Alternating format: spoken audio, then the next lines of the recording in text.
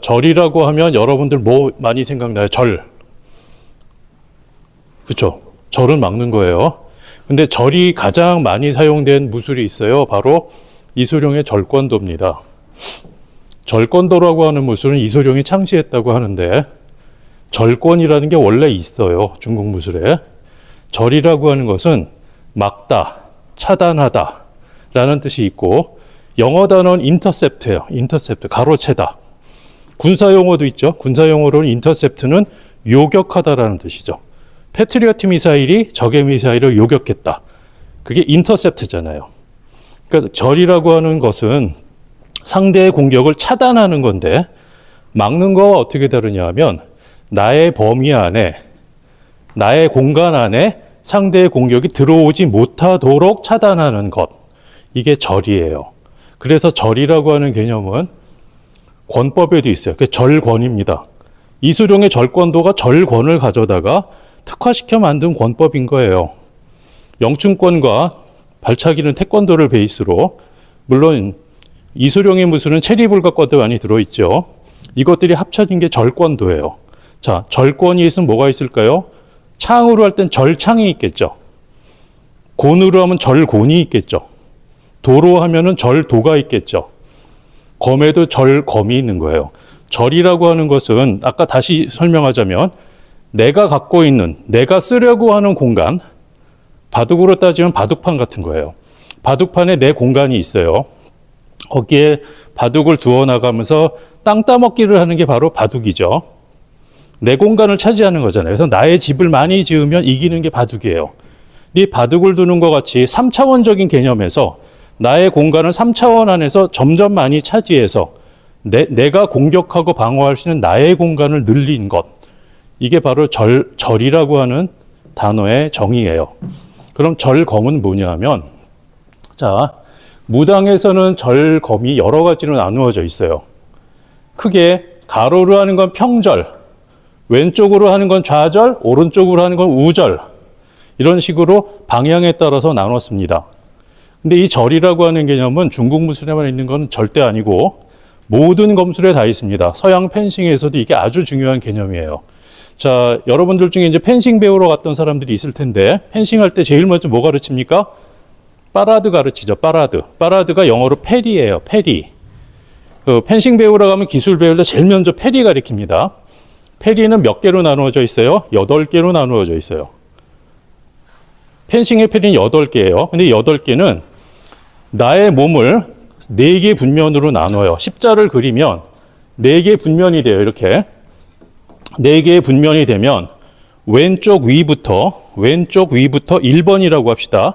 그럼 시계 방향으로 1, 2, 3, 4번 분면이 생기겠죠. 각 분면마다 막는 방법이 하나씩 있는 거예요. 자, 앞에 내가 십자가 4대 분면이 있으면 왼쪽 막기, 왼쪽 상단이에요. 좌상단, 우상단, 좌하단, 우하단이 돼요. 4가지가 있겠죠. 근데 이 4가지의 중요한 거는 손바닥의 위치예요. 손바닥이 위냐 아래냐에 따라서 이름이 달라지고 기술이 달라져요. 자, 우리 검술 배우면서 무당 검권법이라는 거 배운 적 있죠. 검권법. 손바닥이 위가 뭐예요? 태양검이죠. 반대는 태음검이죠. 중양검, 중흥검 다 나눠지잖아요. 여기서 중요한 게 뭐야? 손바닥이 위냐 아래냐가 포인트예요. 손바닥이 위냐 아래냐. 자, 검술은 손바닥 뒤집기란 얘기 그동안 누누이 했어요. 이 개념은 손바닥이 뒤집히게 되면 요골과 척골의 방향이 바뀌면서 어깨 회전 가동 범위가 바뀌어요. 이 상태에서는 몸의 신법과 보법이 달라질 수밖에 없고 기술이 달라집니다. 그래서 서양 검술이든 동양 검술이든 간에 손바닥이 위냐 아래냐 이거 굉장히 중요한 부분이에요. 그래서 앞에 4분면을 손바닥 위아래로 나누게 되면 각각 2개씩 나눠지겠죠. 그럼 8개가 돼요. 그래서 음양건건법에서도 무당의 음양검권법에도 동작이 몇 개예요? 8개가 있어요.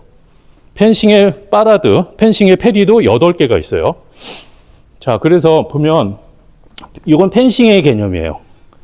그런데 이 개념과 중국 무술의 음양건건법이 완전히 똑같다는 거예요. 펜싱 사람들은 4가지 방향에 따라서 나눠서 각각 2개씩의 기술을 나눠놨어요. 그래서 처음에 보면은 프라임, 스콩뜨, 그 다음에 왼쪽이 띠에르스죠. 까르트. 오른쪽이 띠에르스예요. 5번이 달라요. 5번. 5번이 깽뜨인데 깽뜨는 사부르는 위로 올리지만 다른 사람들은 옆으로 해요. 플러레하고 에페하고 플러레 에페는 비슷한데 사부르가 달라요. 조금. 그 다음에 6번 식스. 식스 할 땐 손바닥이 위에요. septim무. 그 다음에 옥타브가 돼요. 이 네 가지 방향은 무단 검수라고 사실은 똑같다라는 겁니다. 자, 여기 보시면 펜싱의 6와 DLS에 해당하는 건 2분면이에요. 2분면. 오른쪽이 위쪽이에요.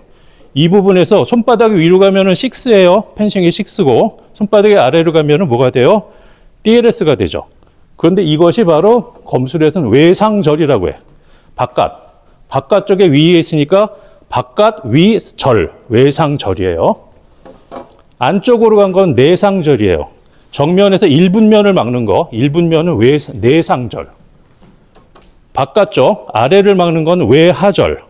안쪽은 마찬가지로 내하절이 돼요. 이 네 가지예요. 여기다 손바닥이 위냐 아래에 따라서 태양검이냐 태음검이냐로 분류를 합니다. 자, 그럼 8개가 똑같죠. 그런데 여기서 중국 검술의 절은 2개가 더 있어요. 후상절, 후하절이 있어요. 뒤로 막는 거, 뒤로. 이 상태에서 뒤로 막아, 뒤로. 나는 이쪽인데 뒤쪽에서 공격이 온다 그러면 뒤쪽을 차단해요. 이거는 바로 후하절이에요. 후하절. 위를 막는 것, 위쪽을 막는 거는 후상절이에요. 자, 뒷부분까지 계산하게 되면 절이 6개가 되는 거죠. 이렇게 된 이유는 펜싱은 직선 공방을 하니까. 펜싱은 옆으로 빠지는 게 없어요. 왜? 피스트는 직선이고 앞뒤 공방만 해요. 그게 펜싱의 룰 때문에 그렇습니다. 하지만 다른 검술들, 실제 검술은 그렇게 싸우는 검술은 없겠죠. 그러다 보니까 전후좌우 이동을 해야 되기 때문에 후상절과 후하절이 더 추가가 되는 거예요. 자, 여기까지 이해가 되시죠? 자, 그러면 절이라고 하는 게 왜 이게 필요하냐? 절은 강하게 쳐서 막는 게 아니에요. 자, 우리가 주먹을 막을 때 태권도를 할 때도 앞막기, 바깥막기 할 때 딱 정확한 포인트에서 멈춥니다.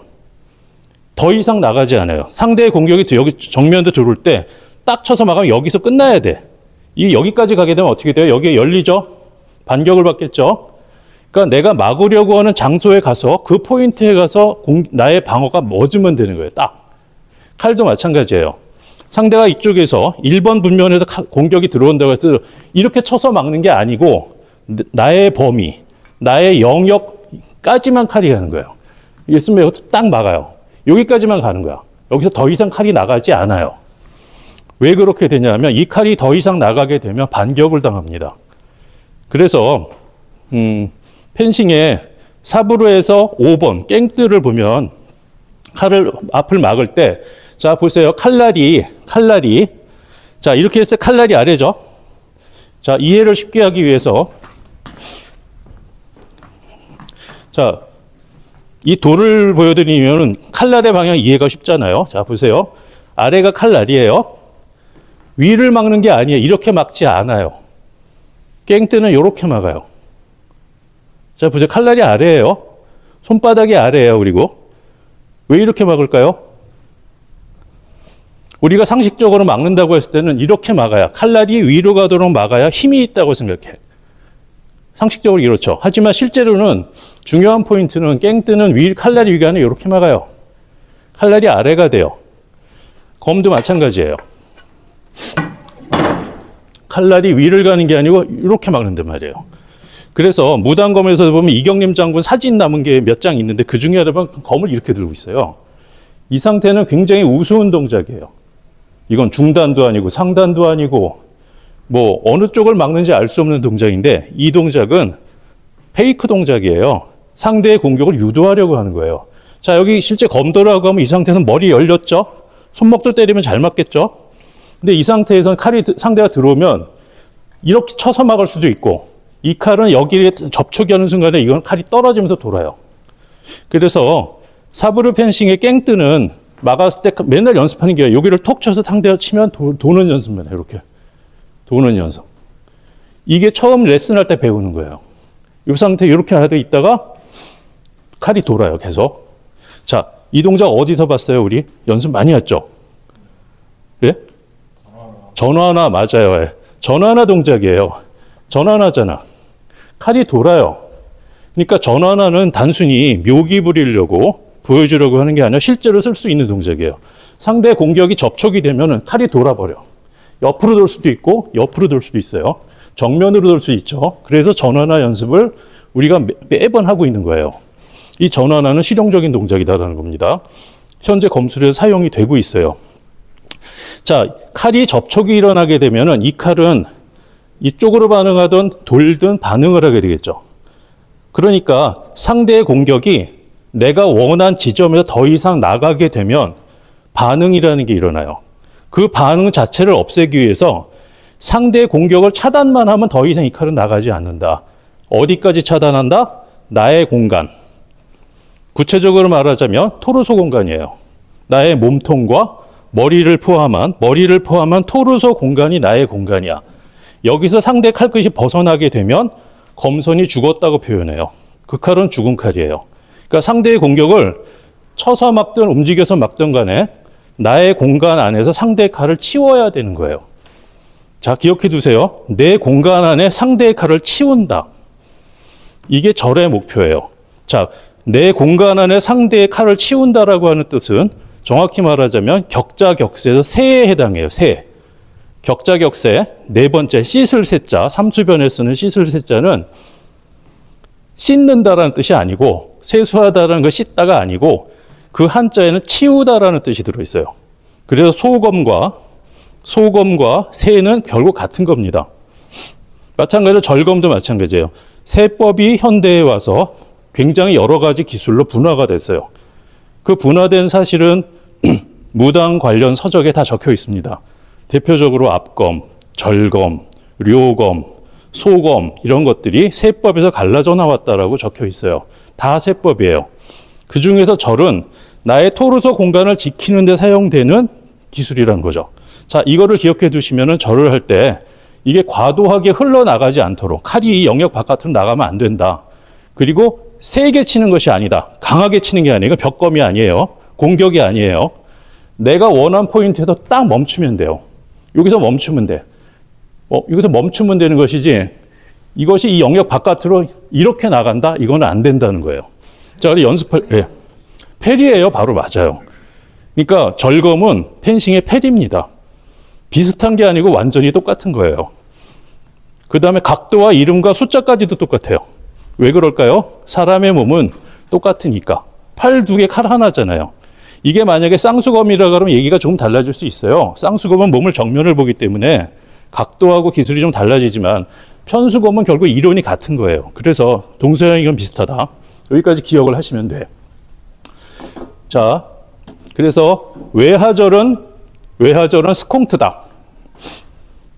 외하절은 스콩트. 이런 것들이 외하절에 가깝다. 외상절은 식스나 띠에르스다. 내상절은 깽뜨나 까르뜨에 해당한다. 이 표를 보시고 외워두시면 나중에 도움이 될 거고요. 손바닥이 위냐 아래냐의 부분도 역시 기억해 두시는 게 좋아요. 펜싱의 지도자 시험 보러 가면 반드시 나오는 시험이 이거 물어봐요. 이 자세는 손바닥이 위인가 아래인가? 이거 반드시 나와. 100% 나와요.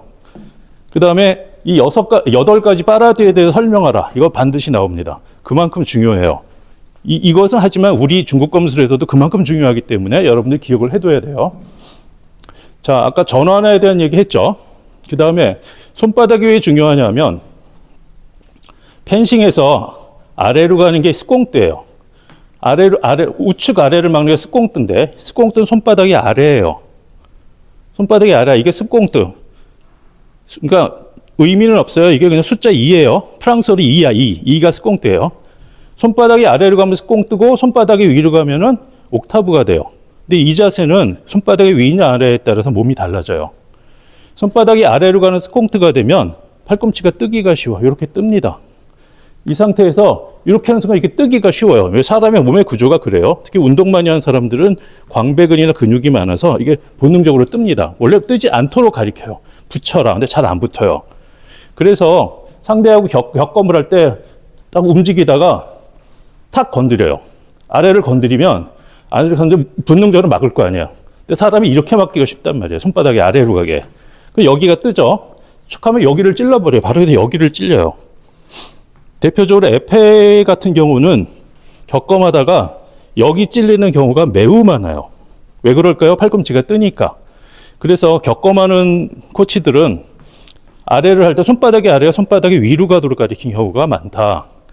옥타브를 하라고 그래, 차라리. 옥타브가 되면 이게 안 뜨거든.